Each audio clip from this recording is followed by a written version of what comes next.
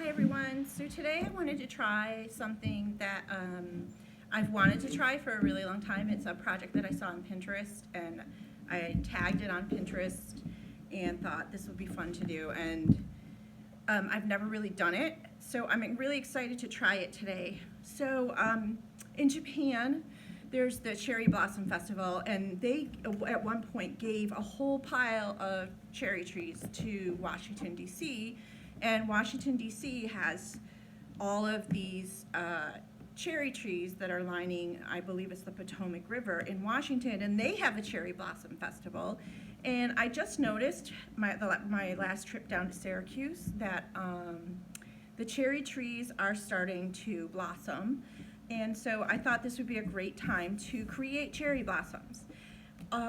If you don't have liquid paint, this is pink liquid paint and black liquid paint, you certainly can draw cherry blossoms, but I'm going to try this little project and see how it works out, and hopefully you will enjoy doing this as well. So let's get started.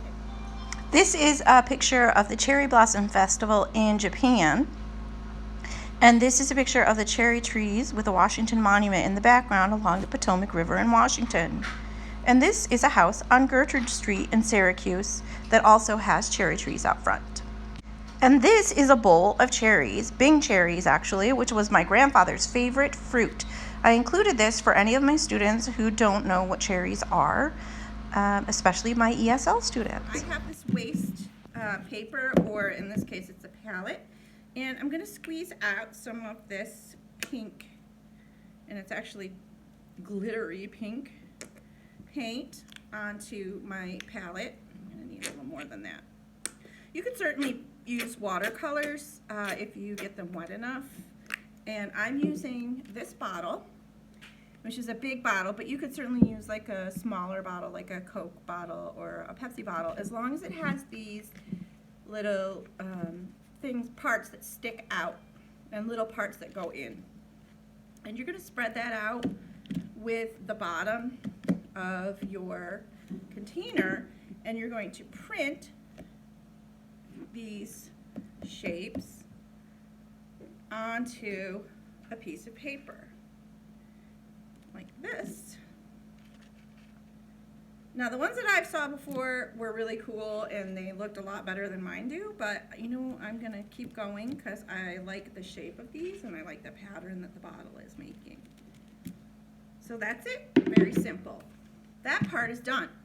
Now we're gonna take the black and we're gonna create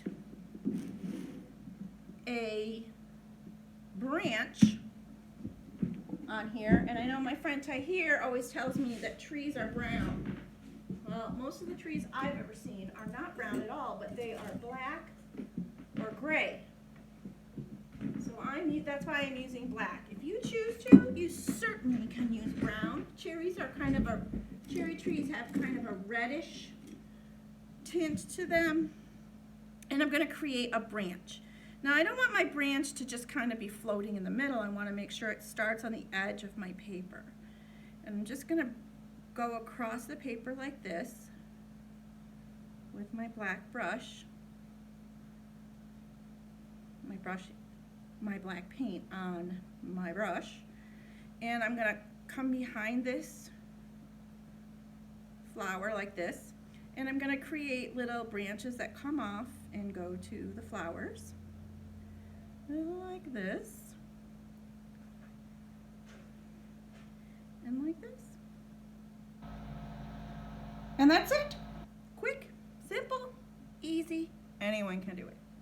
Now, let's try doing this just painting without using a printmaking technique. And you could certainly do this with watercolor. I'm going to use the paint that I have here. So cherry blossoms have 5 petals on each side. So I'm going to choose a brush and I'm going to paint 5 petals. Oops, see, now this doesn't look as good because this is such a light colored paint. There we go. We want 5 petals in a circle. So there's 1, 2, 3, 4, 5.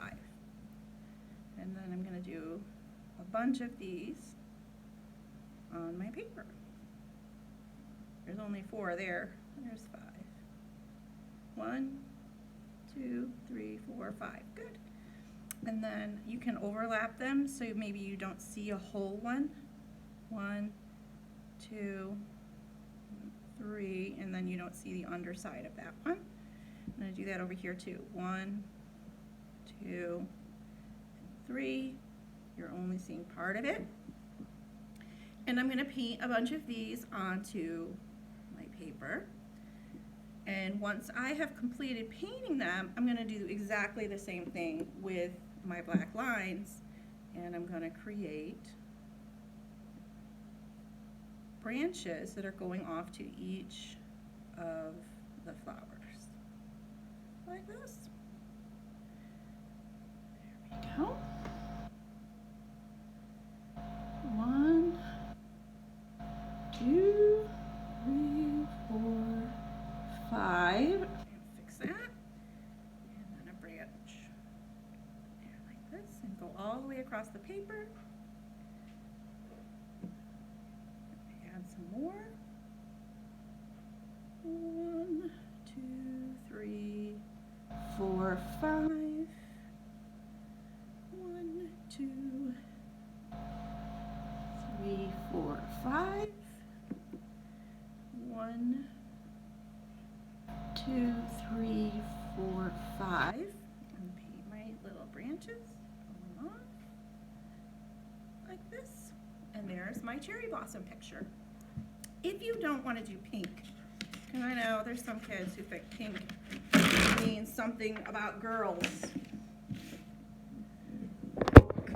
Like, only girls like pink. Crazy. I know. It's ridiculous. We can try doing a project using yellow. So I'm going to show you that in just a second. This is a forsythia bush. A forsythia is a plant that blooms in the spring. Okay, so one of the other plants that is blooming right now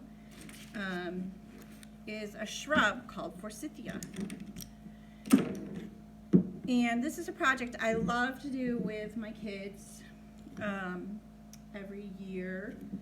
I'd like to do this with pre-K and kindergarten because it's pretty simple and it teaches some super basic concepts. So the first thing I'm going to do is I'm going to make some lines starting on the bottom of my paper and going up and kind of curving outward.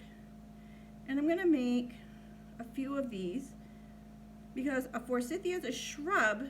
What that means is it's a thing, it's a plant that has many stems or trunks sticking into the ground. It's not one trunk like a tree, and it's not like a tiny flower, it's tall.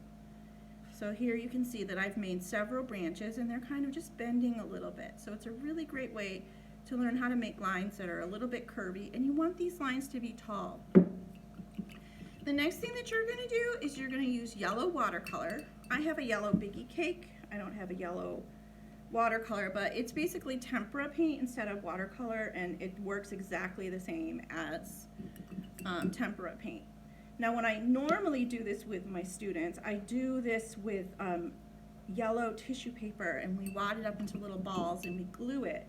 But I don't have tissue paper, and I bet you guys don't either.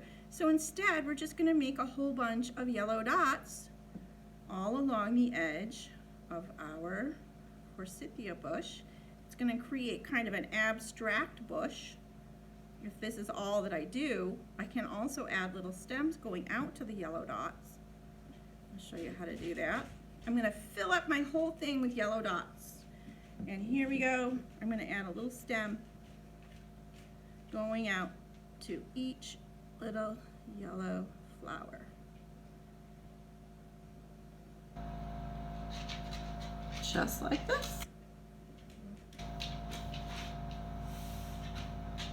I want to show you one that I did a few years ago.